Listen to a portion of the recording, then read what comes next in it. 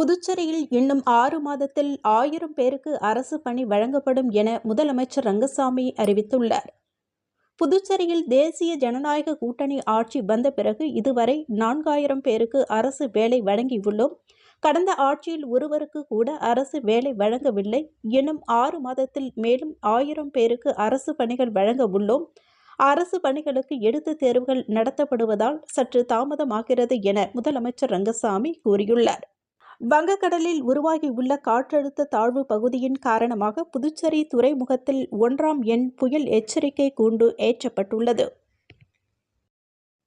புதுச்சேரிக்கு தனி மாநில தகுதி தேவையினை வலியுறுத்தி நடத்தப்பட்ட கையெழுத்து இயக்கம் சட்டமன்ற உறுப்பினர் நேரு தலைமையில் நடைபெற்றது.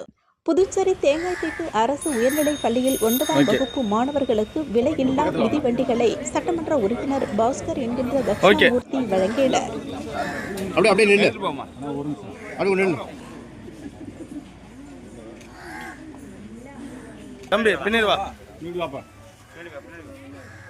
இந்நிகழ்ச்சியின் பொழுது தலைமை ஆசிரியர் மற்றும் ஆசிரியைகள், அப்பகுதி என காங்கிரஸ் மற்றும் தேசிய ஜனநாயக கூட்டணி கட்சியினர்கள், பொதுமக்கள், மாணவர்களின் பெற்றோர்கள் பலர் கலந்து கொண்டனர்.